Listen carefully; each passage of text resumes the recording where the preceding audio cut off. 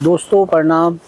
दोस्तों, आज अपने अनुभवों की इस श्रृंखला में मैं आपको पौड़ी जनपद के द्वारीखाल ब्लॉक की एक घटना सुनाने जा रहा हूँ।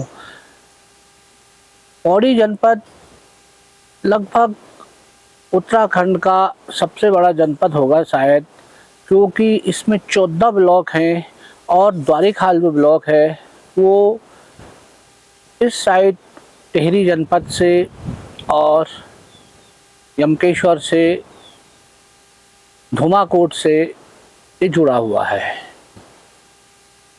द्वारीखाल ब्लॉक का एक मजोठी गांव है जो मेन नेशनल हाईवे पे ब्यासी के बाद कोडियाला और कोडियाला के बाद जब साकिनधार की जो चढ़ाई ऊपर को चढ़ते हैं, ठीक उसके सामने पार जो इलाका दिखाई देता है वो है द्वारीखाल का। और उसी में एक गांव था मजोखी गांव लगभग 17-18 परिवारों का एक गांव था, परंतु यहाँ अधिकतर लोग जो हैं वो पलायन कर चुके हैं। इस गांव में केवल कुछ 1-2 गाय भैंस, बूढ़ा और बुढ़िया और बाकी जिनकी आर्थिक स्थिति ठीक नहीं थी, केवल वही लोग यहाँ पे बसे हुए हैं। ये इलाका पूरा लेंटिना से पटा हुआ है और बहुत गर्म क्षेत्र है। शायद पानी और जंगली जानवरों के भय, इसके कारण लोगों ने अधिकतर इस गांव को छोड़ दिया है। यही गांव नहीं, इसी प्रकार की इसके अगल बगल के गांवों की स्थिति भी है। दोस्तों, यहाँ पे एक वीरेंद्र सिंह का परिवार रहता था और उसका बेटा जो 12 साल का कक्षा 7 में पढ़ता था, प्रीतम सिंह, वो सुबह घर से तैयार होके स्कूल गया और उस समय सुबह की स्कूल थी और 12:30 बजे स्कूल की छुट्टी हुई। तो वो अपने 2 साथियों के साथ घर के लिए आ रहा था। मजोखी का जो जूनियर हाई स्कूल था वो मजोखी से लगभग 2 किलोमीटर ऊपर था और एक निर्जन स्थान पे था। रास्ता भी यहीं से ऊपर की ओर जाता है, क्योंकि जूनियर हाई स्कूल अक्सर लोग सारे गांवों के सेंटर में बनाते हैं जहां से सब गांव वालों के बच्चों के लिए वो सरल पड़े। और प्रीतम और उसके साथियों के लिए रास्ता नीचे स्कूल से ऐसे घुमावदार रास्ता था। उसके बाद वो लेंटिना के बीच में एक 3-4 फुट का एक रास्ता था, उस पर वो लोग चलते रहे। और उसके बाद ठीक गांव से जब 500 मीटर की दूरी रह गई थी तो प्रीतम लघु शंका के लिए रुक गया और उसके 2 साथी अपने खेल करते हुए घर की ओर पहुंच गए। जब वो घर पहुंचे तो प्रीतम के माँ और बाप ने पूछा कि हमारा बेटा नहीं आया, तो उन्होंने कहा कि वो लघु शंका के लिए बैठा है, आ रहा है। लगभग 1 घंटा हो गया। उसके बाद उसे घर वालों ने देखा ये प्रीतम अभी तक नहीं आया है, तो वो लोग उसको देखने वहाँ गए। तो उन्होंने देखा कि प्रीतम का जो स्कूल का बैग है वो रास्ते पे रखा हुआ है और प्रीतम वहाँ नहीं है। तो जहाँ वो कह रहे थे कि लघु शंका के लिए गया है, वो थोड़ा उसके बाद उन्होंने नीचे देखा तो नीचे वहाँ पे कुछ घसीट के निशान थे। तो एक प्रकार की एक आशंका उनके दिल में धर गई और उन्होंने तुरंत गांव वालों को आवाज़ लगाई कि शायद प्रीतम को यहाँ से गुलदार उठा के ले गया है। और सारे लोग, जितने लोग भी, ज़्यादा क्या होंगे, 15-20 आदमी जो उस गांव में बचे हुए थे, वो सब लोग आए और उन्होंने दराते और जो उनके पास डंडे थे उनसे उन्होंने उस जो लेंटिना की झाड़ियाँ थी उसको काटना शुरू किया और रास्ता बनाया। क्योंकि जहाँ पर से प्रीतम को गुलदार उठा के ले गया था उसके नीचे एक नाला था और वो पूरी घनी झाड़ियों से पटा हुआ था। तो वहाँ तक पहुँचने में उनको लगभग 20-30 मिनट और लग गए। तब तक जो गुलदार था वो लगभग प्रीतम के शव को आधा खा चुके थे। और जब वो वहाँ पहुँचे तो उन्होंने देखा कि वहाँ से 2 गुलदार एक साथ निकल रहे हैं। यानी गुलदार को एक ने नहीं बल्कि 2 गुलदारों ने मारा है, या मारा एक ने भी होगा परंतु ये खा 2 रहे थे। और उसी समय वो हल्ला हो गया। जिस बेटे के इंतज़ार में उसकी माँ खाना बनाए, उसका इंतज़ार कर रही थी कि बेटा स्कूल से आएगा तब सब मिलके हम भात खाएंगे या दिन का खाना खाएंगे, परंतु कहाँ, होनी को कुछ और ही मंजूर था। जिस बेटे ने इस देश की एक भावी नागरिक, एक भावी नेता, एक भावी सैनिक, एक भावी अधिकारी बनना था, अब वो इस दुनिया में नहीं था। दोस्तों, इसकी सूचना वन विभाग को दी गई, राजस्व को दी गई, और उसके बाद वन विभाग ने अपने पिंजरे लगवाए, राजस्व ने उस बच्चे का पोस्टमार्टम करवाया और उस सब का अंतिम संस्कार कर दिया गया। वाइल्ड लाइफ चीफ को इसकी सूचना दी गई। वाइल्ड लाइफ चीफ द्वारा इसको 21 अप्रैल 2011 को आदमखोर घोषित कर दिया गया और ये लैंसडाउन वन प्रभाग की घटना थी। और डीएफओ लैंसडाउन ने मेरे से संपर्क किया और उसके बाद मैंने 23 तारीख आने के लिए हामी भर दी। दोस्तों, मैं चाचा श्याम सिंह के साथ 23 तारीख को यहाँ से कड़प्याग से श्रीनगर, श्रीनगर से पौड़ी, पौड़ी से सतपुली, सतपुली से गुमखाल, और गुमखाल से एक रोड लैंसडाउन जाती है, एक कोटद्वार और एक ऋषिकेश के लिए, यानी सिलोगी ऋषिकेश मोटर मार्ग से चलते हुए द्वारीखाल, चैलूसैंण होते हुए शायद लास्ट में कोई एक खाल था, गैंडा खाल से पीछे, वहाँ पे हम लोग रुके। तो मैंने देखा वहाँ पे जो आरओ सिलोगी थे वो वहाँ पे हमारा वेट कर रहे थे, और जब हम वहाँ पे पहुँचे तो उन्होंने मुझे तुरंत बताया, सर आप भी पहुँचे और गुलदार ने एक बकरा जो है यहाँ पे नीचे गांव में मार दिया है। और मैंने कहा जो प्रभावित क्षेत्र है वो कहाँ है? तो बोले सर ये जो 50 मीटर हम इस ऊपर चढ़ेंगे इसके बाद पल्ली तरफ को वो क्षेत्र है। तो मैंने कहा वो तो पल्ली तरफ है, तो ये इस साइड आप बोल रहे। तो हमने कहा कि सुबह लोगों ने उस गुलदार को इधर आते हुए देखा है, तो ऐसी संभावना है कि ये वही गुलदार है। तो मैंने कहा चलो और बढ़िया हो गया, हमारा काम तो और सरल हो गया।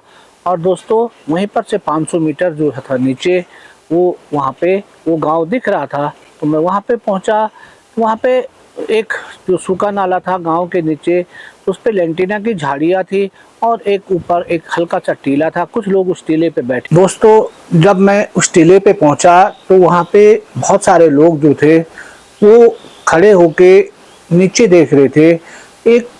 एक सूखा नाला था जो लेंटिना से पटा हुआ था, और उसी नाले में जो बकरी थी वो मरी पड़ी हुई थी।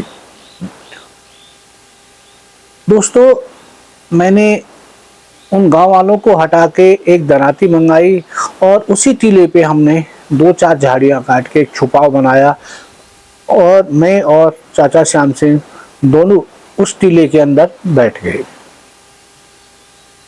लगभग ज़्यादा देर नहीं हुई होगी, आधा घंटा या पौने घंटे में हमने देखा कि लेंटिना के अंदर से एक गुलदार उस बकरे की ओर बढ़ रहा है, परंतु इसका कलर जो था वो बिल्कुल एकदम पीला और उस पे काले बूटे साफ दिख रहे थे, यानी ये कोई एकदम जवान लेपर्ड था।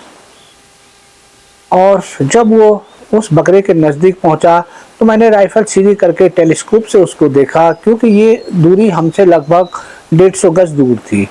तो मैंने देखा, अरे ये तो लगभग 3 साल की एक मादा गुलदार है और ये आदमखोर नहीं हो सकती है, क्योंकि जो बच्चा मारा गया है उस बच्चे की एज लगभग 12 साल थी, और 12 साल के बच्चे को ये 3.5 साल की मादा का मारना संभव नहीं है, क्योंकि हमेशा गुलदार अपने से कमज़ोर पे अटैक करता है। और उसके थोड़ी देर बाद मैंने चाचा श्याम सिंह को बोला, चाचा 2 पत्थर निकालो। उन्होंने 2 पत्थर निकाले और मैंने उस गुलदार को जोर से पत्थर उसकी ओर फेंके।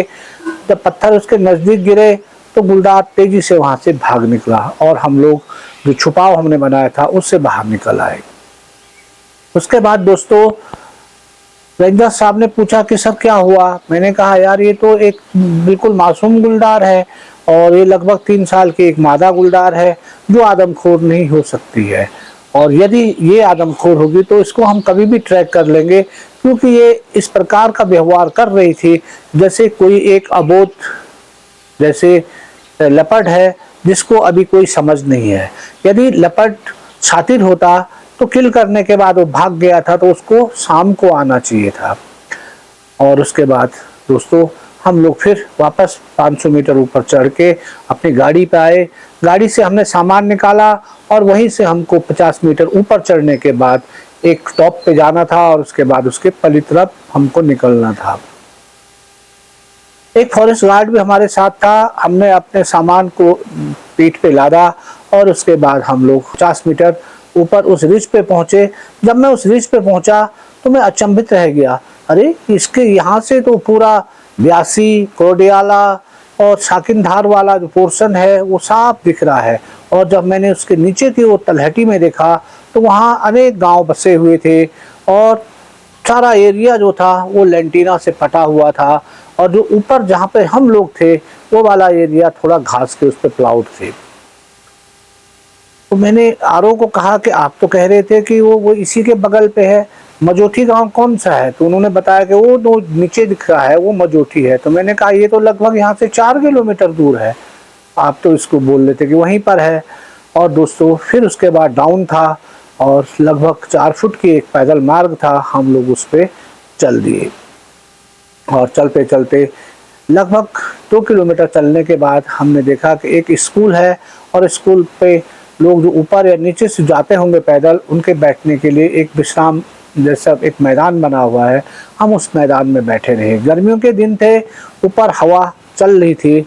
और उसके बाद आरओ ने हमें बताया कि वो लड़का इसी स्कूल में कक्षा 7 में पढ़ता था। और दोस्तों उस विद्यालय पे थोड़ा देर हम लोग आराम करने के बाद अब हम, क्योंकि हमारे पास जो रास्ता उतराई का था वहाँ से हम लोग मजोठी के लिए चल दिए। और कम से कम उस विद्यालय को चढ़ने के लिए 5-6 जो इस प्रकार के बैंड थे, उन पे नीचे उतरने के बाद अब रास्ता सीधा हो गया था। तो उसमें आरओ ने हमें रास्ते में बताया कि यहाँ पर से प्रीतम को गुलदार उठा के ले गया था। तो उस रास्ते पे हमने देखा कि वहाँ से बिल्कुल एकदम नीचे जो एक नाला था और वो पूरा लेंटिना से पटा हुआ था। अतः जब वो बच्चा अपने स्कूल के बैग को रास्ते पे रख के लघु शंका के लिए उस रास्ते के नीचे उतरा तो संभवतः उस गुलदार ऊपर जो एक रिज दिख रही थी, पत्थर का एक गुफा दिख रही थी, वहाँ से उसने उसको देख लिया और वो बहुत तेज़ी से आया होगा और उसने उस बच्चे को उठा के सीधे उस नाले में ले गया होगा। हम लोग जब गांव पे पहुंचे तो गांव में किसी के घर पे आरओ ने हमारी रहने और खाने की व्यवस्था उस दिन कर दी। और हमने गांव वालों से पूछा तो गांव वाले का एक कहना था कि जिस दिन हमने प्रीतम के शव को उस दिन उठाया उस दिन भी हमको यहाँ पे 2 गुलदार दिखाई दिए थे। तो मैं एक अजमस में पड़ गया कि 2 गुलदार? बोला हाँ सर, जब भी हमको दिख रहे हैं यहाँ 2 बहुत बड़े बड़े गुलदार हैं और वो लगातार इस एरिया पे घूमते रहते हैं। तो मैंने उनसे पूछा क्या इससे पहले कोई घटना यहाँ हुई है? तो उन्होंने बताया लगभग 1 साल पहले एक घटना जो है वो वहाँ से लगभग 5 किलोमीटर ऊपर चढ़ाई पे एक गांव था। गांव तो क्या था, केवल 2-3 मकानें थी। वहाँ पे एक लड़की को ये गुलदार उठा के ले गया था, परंतु उसके बाद कोई घटना नहीं हुई और इसलिए इसको परमिट भी जारी नहीं हुआ था। और इस समय इसको जो घटना के बाद तुरंत इसको परमिट जारी हो गया है। और थोड़ा देर बाद हम लोग थके हुए थे और इसलिए हम लोग सो गए। सुबह लगभग 5 बजे कोई आदमी आता है और हमें जोर उठाता है कि सब गुलदार गुलदार, यानी वो अपनी भाषा में बाग बाग कह रहे थे। तो मैं उठा, मैंने राइफल उठाई और उसके साथ में फटाफट दौड़ते हुए वहाँ निकला। तो लगभग 50 मीटर जाने के बाद जहाँ पे गांव वाले पानी का जो स्टैंड पोस्ट उनका था, वहाँ पर से सामने एक रिज थी। जो रिज लगभग एक प्लाउड जैसा ऊपर को ढलवा घास का एक मैदान तो नहीं कहेंगे, परंतु एक ढलान घास की थी। उसके ऊपर से एक रास्ता जा रहा था, जो रास्ता इस गांव से होके जा रहा था और बीच में एक सूखा नाला था। तो मैंने देखा कि वहाँ पे लगभग मेरे से 200-250 गज पे 2 गुलदार सीधा ऊपर की ओर उस घास की रिज से ऊपर जा रहे हैं, यानी वो उस रिज से उस रास्ते पे जा रहे हैं। यानी ये गांव पे आए होंगे रात को और उसके बाद ये अब सुबह वहाँ से उस रास्ते पे चढ़ रहे और उसके बाद ये जंगल को चल देंगे। तो मैंने एम किया, परंतु मैं एम किसको करूं, मैं ये समझ नहीं पा रहा था कि ये 2 गुलदार है, इसमें से आदमखोर है कौन। परंतु मैंने देखा कि एक थोड़ा से शरीर में बड़ा और एक थोड़ा शरीर से छोटा है, यानी एक फीमेल है और एक मेल है, और मेल का आगे का पोर्शन खूब बड़ा दिख रहा था। तो वो मेरे से दूर भी था, तो मैंने उसका एम किया और उसको फायर कर दिया। परंतु दोस्तों गोली मेरे उस गुलदार के ऊपर लगी और गुलदार उसके बाद रास्ते में गया, और रास्ते के बाद वो बहुत तेज़ी से उस लेंटिना वाले एरिया में निकल गया। तब तक ये मादा गुलदार जो है अब वो उससे थोड़ा पीछे थी, अब वो रास्ते पे पहुंची। तब तक मैं दोबारा रीलोड कर चुका था और मैंने उसका भी एम किया और एक फायर उस पर भी कर दिया, परंतु इस समय भी मेरी गोली उन गुलदारों को नहीं लगी थी और वो भी भागते हुए सीधे उस लेंटिना वाले एरिया में निकल चुकी थी। अब मैं वापस आए और मैंने आरओ को पूछा, आपने तो वहाँ कह रहे थे कि ये गुलदार वहाँ पहुँच चुका है और अब यहाँ तो दोनों गुलदार यही हैं, अच्छा हुआ हमने आपके विश्वास पे कल उस गुलदार को मारा नहीं तो लोग कहते इन्होंने एक निर्दोष गुलदार को मार दिया है। और अब मैंने उन्हें कहा कि आप कैंप बनाइए, क्योंकि ये गुलदार तो यहीं है, इनको यहीं देखना पड़ेगा। और उसके बाद उनके द्वारा हमको एक कैंप में खाने की व्यवस्था और एक छोटा सा कमरा रहने के लिए दे दिया गया। वो एरिया अप्रैल का महीना था, बहुत गर्म था, तो एक छोटा सा पंखा उसमें लगा हुआ था। उस पंखे के नीचे ही हम लोग, जो दिन का टाइम था हमारा, वो गुजार रहे थे। मैं और चाचा श्याम सिंह उन रास्तों को हमने जब चेक किया, जिस साइड वो गुलदार निकले थे, जब हम उस रास्ते पे हम लोग गए तो उस रास्ते पे हमने देखा कि यहाँ पे गुलदारों की आवत जावत बहुत ज़्यादा है, यानी वो अक्सर इस रास्ते का यूज़ कर रहे हैं और शायद ये रास्ता और गाँव को लिंक करता होगा। यानी इस गुलदार के पास जो अपना एरिया है वो इससे पहले वाले जो गाँव और पड़ते होंगे, क्योंकि हम उधर तो गए नहीं, इसलिए मुझे मालूम नहीं था कि उस साइड कितने गाँव हैं। और उसके बाद ऊपर वाले पोर्शन जो इनके पहाड़ी नुमा था, जो ऊपर गेंडा खाल जहाँ से हम नीचे चढ़े हुए थे, उस रिच पे घुरड़ और काखड़, वॉकिंग डियर ये बहुत ज़्यादा थे, तो उनके शिकार करने के लिए भी वहाँ पर्याप्त भोजन था। और नीचे वाले पोर्शन पे ये जो गांव थे ये नीचे की ओर बसे हुए थे, और वहाँ से जो इंटर कॉलेज पौड़ी का था वो भी नीचे तलहटी में दिख रहा था।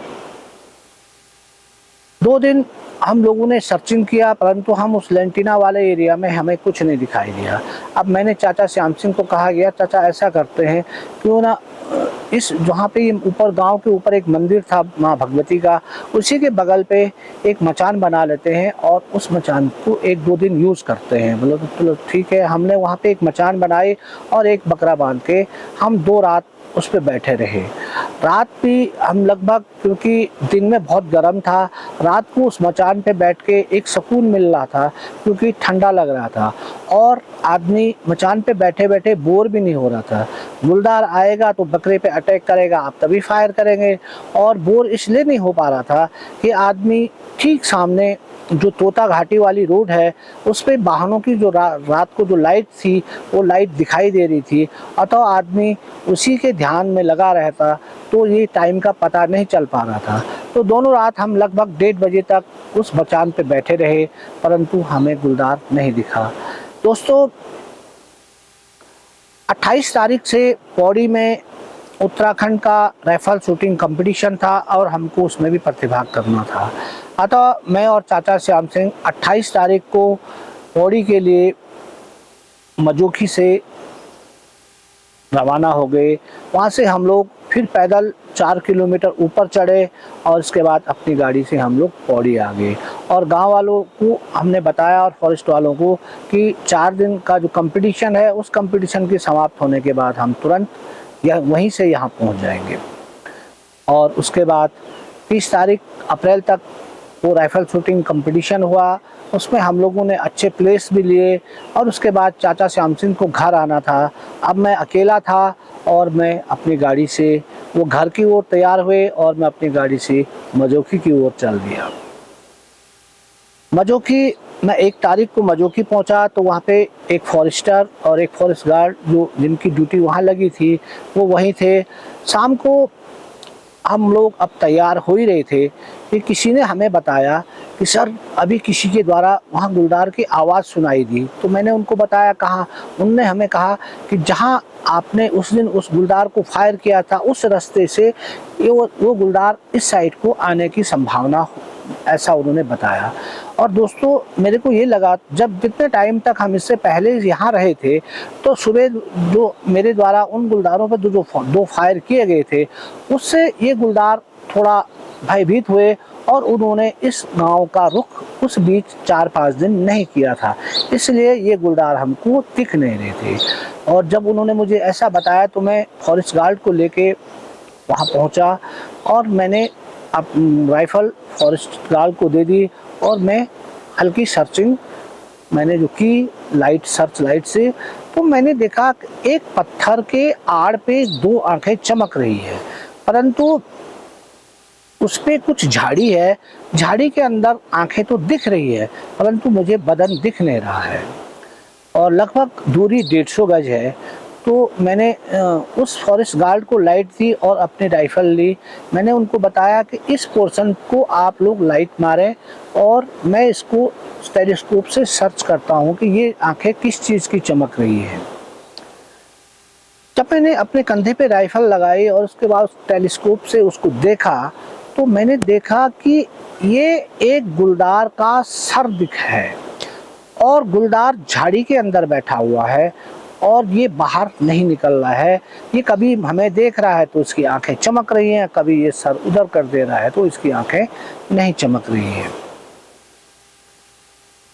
यानी आज गुलदार इस गांव पे फिर आ चुका है और ये हमें दिख रहा है, परंतु इन गुलदारों को सर्च लाइट के बारे में पता नहीं था या इन पे इससे पहले कभी सर्च लाइट पड़ी नहीं थी, इसलिए ये सर्च लाइट को देख के डर नहीं रहे थे और घबरा नहीं रहे थे, बल्कि सर्च लाइट से अपना मुंह दूसरी ओर कर, जब आंखें इनकी उस लाइट से चुथिया जा रही होंगी तो ये अपना सर दूसरी ओर करते रहा था।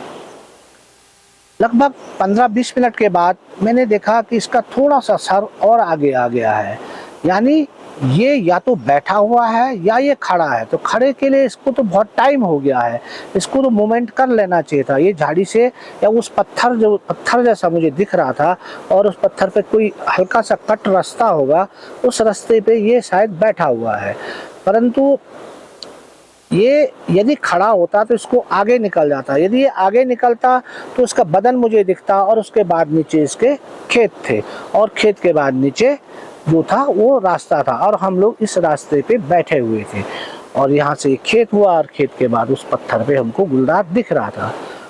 दोस्तों थोड़ा देर सोचने के बाद मैंने ठीक उसके सर का एम किया और जिस समय मैंने एम किया उस समय उसकी आंखें मुझे कम दिख रही थी। जब उसकी आंखें टेलीस्कोप पे रिफ्लेक्ट कर रही थी तो बहुत तेज जैसे चमक रही थी, जिससे आपको एम लेने में परेशानी हो रही थी। और जब उसकी थोड़ी आंखें घूमी उधर को तो मैंने ठीक उसका एम करते हुए ट्रिगर दबा दिया। एक धमाके से फायर हुआ परंतु कुछ हमें दिखाई नहीं दिया। उसके बाद हमने लाइट मारी, न तो हमको कोई भागने का अंदेशा हुआ या न हमको किसी को गिरने का अंदेशा हुआ, न कुछ कोई पता नहीं चला और न गोली का पता चला गोली कहाँ लगी। और उसके बाद हमने और जगह लाइट मारी तो हमें कुछ नहीं दिखा। मैंने उन्हें कहा कि ऐसा करते हैं वापस चलते हैं और क्या पता फिर रात को ये गांव पे आएगा तो हम इसको गांव पे सर्च कर लेंगे। और मैं और फॉरेस्ट गार्ड वापस आ गए। खाना खाने के बाद हम दोनों ने गांव के चारों ओर जो भी रास्ते थे उन पे सर्चिंग की, परंतु हमें गुलदार नहीं दिखा। अब हम लोग लेट नाइट सर्चिंग के बाद आराम करने लगे। आराम करके ये था हमारा सुबह सबसे जल्दी उठना है गांव वालों से पहले, और गांव वालों से उठने से पहले जहाँ पे पानी वाला धारा है वहाँ पे जाके फिर इसको सर्च करेंगे और उसके बाद फिर जहाँ पे रात को हमने फायर किया था उस पोर्शन को चेक करने वहाँ पहुँचेंगे। तो हम बहुत जल्दी उठे और जल्दी उठकर तब तक गांव से कोई उठे नहीं थे और मैं और फॉरेस्ट गार्ड फटाफट उस स्टैंड पोस्ट तक पहुँचे। तो मैं देखता हूँ कि जो खेत जहाँ पर से हमने फायर किया था उसके नीचे एक खेत, जो मैं बता रहा था कि एक खेत था, उस खेत में एक गुलदार खड़ा है और वो नीचे की ओर देख रहा है और ठीक उसके नीचे पिंजरा लगा हुआ है और पिंजरे के अंदर कुत्ता है। तो जो मैंने उसको देखा, मैंने देखा अरे इसका मतलब रात की गोली इसको लगी नहीं, ये गुलदार तो यही इसको देख रहा है। और मैंने तुरंत एम किया और उसका एम, चेस्ट का एम करते ही मैंने तुरंत फायर कर दिया और गुलदार एक झटके के साथ ऊपर से उछल के सीधे पिंजरे के आगे गिर गई, यानी वो मर चुकी थी। जब मैं वहाँ पे गया तो मैंने देखा एक मादा गुलदार है जिसकी उम्र लगभग 7-8 साल है और इसका मुंह खोलने पर मैंने देखा इसका एक कैनाइल आधा टूटा हुआ है। तो यानी ये था कि हमने जो फायर किया वो वास्तविक गुलदार पे किया, यानी आदमखोर जो थी वो मादा गुलदार थी, क्योंकि इसका एक कैनाइल टूटा हुआ था। और उसके बाद धमाके की आवाज़ से और गांव के लोग भी आए तो सबने जब गुलदार को मरा हुआ देखा तो उसी समय। और दोस्तों फिर हम उस मादा गुलदार को अपने कैंप ले आए। कैंप में बहुत सारे लोग ये कह रहे थे कि सर हम फॉरेस्ट से रिक्वेस्ट करते हैं, क्योंकि ये 2 गुलदार एक साथ थे, एक तो मारी गई है और इसका जो मेल है वो जिंदा है और वो क्या पता ज़्यादा आक्रामक बन जाए, तो आप यहाँ रुकें और फॉरेस्ट से हम लोग परमिट के लिए बात करते हैं और इसके लिए परमिट जारी हो जाएगा। परंतु मैंने ये कहा कि जब उसको परमिट जारी हो जाएगा तो फिर मैं दोबारा यहाँ आ जाऊँगा। और उसके बाद गांव के 3-4 जो लड़के थे उनको हमने एकत्र किया और उन्होंने उस गुलदार को एक डंडे पे बांध के 4 किलोमीटर ऊपर गेंडा खाल उठाया। पहले हम 2 आदमी थे, हमारा सामान भी बहुत ज़्यादा था, अतः वो लोग हमारा सामान उठा के भी उन्होंने उस 4 किलोमीटर की चढ़ाई पे वो ले आए। उसके बाद हमने फॉरेस्ट को कॉल कर दिया था और फॉरेस्ट की गाड़ी वहाँ पे आ चुकी थी। गाड़ी में गुलदार को लोड किया गया और उससे आगे 3-4 किलोमीटर पे कोई वन चौकी थी, वहाँ पे इस गुलदार का पोस्टमार्टम किया गया। पोस्टमार्टम के बाद इसके स्किन व इसके बिस्रे को लैब देहरादून भेज दिया गया और बाकी उसके बाद इसके शरीर को वहीं पे जला के नष्ट कर दिया गया। अब दोस्तों क्योंकि देर हो चुकी थी और मेरे को रहने के लिए लैंसडाउन से नीचे 6 किलोमीटर कोटद्वार की ओर फॉरेस्ट का एक बंगला है, उस बंगले पे उन्होंने मुझे व्यवस्था की थी। मैं वहाँ चले गया, रात को वहाँ रहने के बाद मैं सुबह फिर लैंसडाउन से गुमखाल से सतपुली, सतपुली से पौड़ी, पौड़ी से श्रीनगर से कर्णप्रयाग होते हुए गैरसैंण पहुँच गया। यहाँ पहुँचने पे लगभग मुझे शाम हो चुकी थी और उसके बाद अपनी गाड़ी खड़ी करने के बाद मैं अब घर के लिए आ रहा था, तभी मुझे मजोखी के प्रधान जी का फ़ोन आता है कि सर जहाँ पे आपने परसों उस गुलदार को फायर किया था, वो गुलदार उसी खेत में मरा पड़ा है और सुबह बदबू आने से लोगों ने जब देखा कि ये गंध कहाँ से आ रही है, तो जब वहाँ पे गए तो वहाँ देखा कि वहाँ एक बहुत बड़ा नर गुलदार मरा पड़ा हुआ है। और मैंने उससे पूछा कि उसकी गोली कहाँ लगी है, तो उन्होंने बताया कि सर उसकी कनपट्टी पे गोली लगी है, उसके एक कान से गोली दूसरे आँख की ओर क्रॉस करके निकल रखी है, इसलिए वो वहीं पे गिर गया था। अब हमें समझा कि अरे यार, तभी हमको रात को न तो गुलदार के भागने का पता चला और न उसके इधर उधर जाने का, और वो गुलदार कनपट्टी पे गोली लगने से वहीं पे गिर गई थी। अब मैंने उनको कहा कि आप फॉरेस्ट गार्ड से बात कर लो, और क्योंकि जो गुलदार था उस गुलदार का पोस्टमार्टम होने के बाद उसको जला दिया गया है। चलो शुक्र करो, दोबारा परमिट तो नहीं होगा, अब तो कम से कम आपका गुलदार मारा गया है, तो आप लोग इसको किसी भी प्रकार से उनसे सहयोग करके इसको दफना दो। और उसके बाद इस गुलदार को वहीं दफना दिया गया। और गुलदार क्योंकि मेरे द्वारा तो केवल एक गुलदार समझ के ही फायर किया गया था, यदि ये गुलदार सुबह उस खेत पर खड़ी नहीं होती तो इसको नहीं मारा जाना था, क्योंकि फिर तो वो मेल गुलदार ही रात को मर चुका था, परंतु शायद दोनों गुलदार आदमखोर थे, दोनों की मौत एक साथ थी, दोनों एक साथ काम कर रहे थे और ऊपर वाले की लीला भी थी कि दोनों को एक साथ ही जाना था और दोनों एक साथ मारे गए। और उसके बाद दोस्तों, ये था मेरा द्वारीखाल ब्लॉक मजूखी का एक रोमांचकारी अनुभव। आपको कैसा लगा कमेंट करके ज़रूर बताएं। वीडियो को लाइक करें, शेयर करें। और आप लोग एक चीज़ और इसमें आज नोट कर रहे होंगे कि आज साउंड में बहुत सारी हिसिंग है। हमारे घर के सामने जो गधेरा है, उस गधेरे में जाड़ों और गर्मियों में पानी नहीं होता है, परंतु आजकल उत्तराखंड में बारिश बहुत ज़्यादा हो रही है, इसलिए उस पर पूरी बाढ़ आई हुई है और उसी की जो आवाज़ है हिसिंग की, वो लगातार आ रही है, इसलिए वो साउंड हमारी साउंड को भी अफेक्ट कर रही होगी। और थोड़ा साउंड की प्रॉब्लम के कारण यदि आप लोगों को कष्ट हुआ हो तो बहुत बहुत धन्यवाद। फिर मिलते हैं दोस्तों एक ऐसे ही रोमांचकारी अनुभव के साथ, तब तक बहुत बहुत धन्यवाद दोस्तों।